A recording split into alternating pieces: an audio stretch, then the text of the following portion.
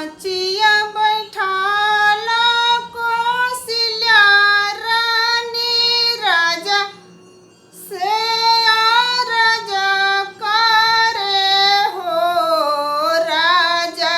भइले अयोध्या में सोर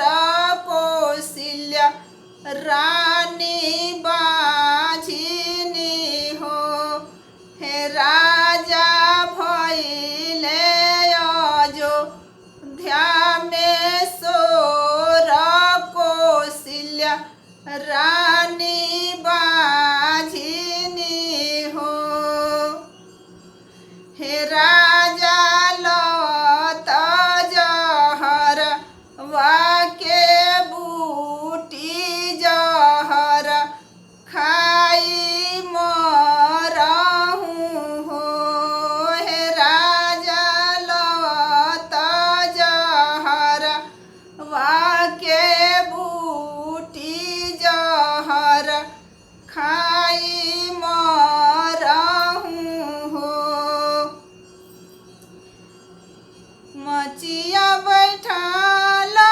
सौमित्रा रानी राजा से राजा करे हो राजा भइले अवधपुर में सोर सौमित्रा रानी बाझिनी हो हे राजा भइले अवधपुर में सोर सौमित्रा रानी बाझिनी हो हे राजा लवत जहरवा के बूटी जहर खाई मरहूँ हो हे राजा लवत जहर वाके बूटी जहर खाई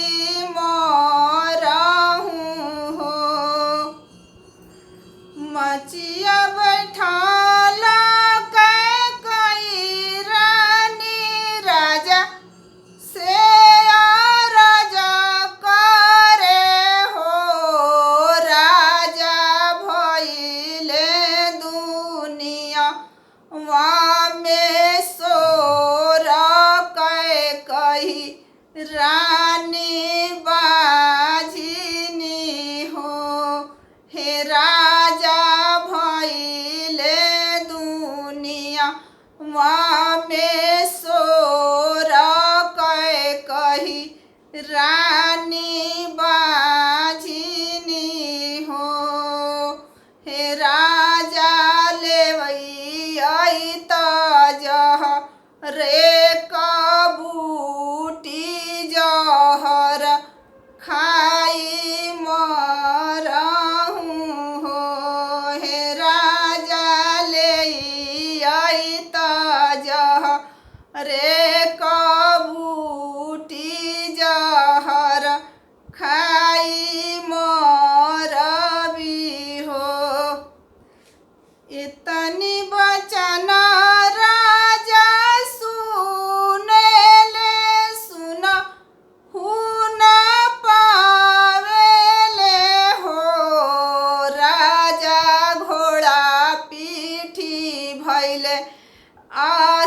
आसवार चलेले जहर देसे नु हो हे राजा घोड़ा पीठी भइले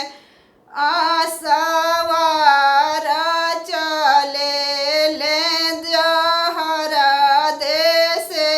हो एक बन गईले दूसरा बने अवरु दूसरा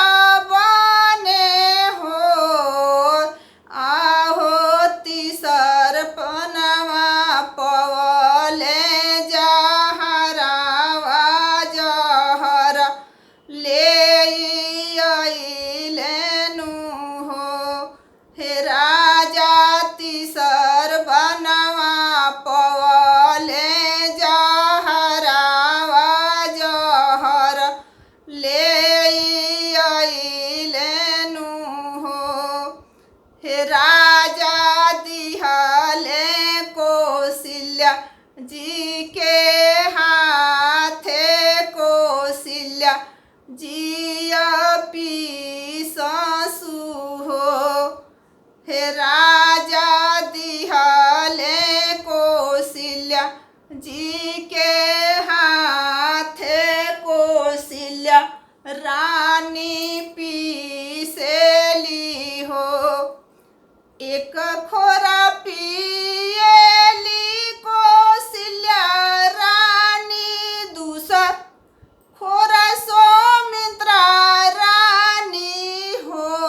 हे राजा सिली धोई पिए कैया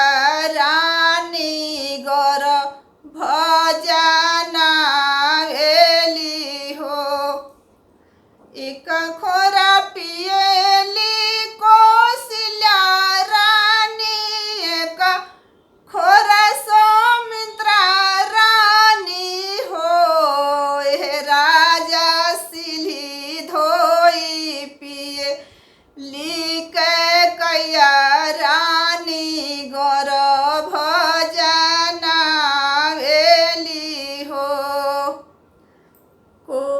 कौशल्या के राम सौमित्र के लक्ष्मण हो हे राजा के कही के भर तह भुआल तीनो हो घरमा सोहरी हो हे राजा के कही के भरत भुआल तीनो हो पटी बराबर भैली हो हे राजा के कही के भरत भुआल तीनो हो पटी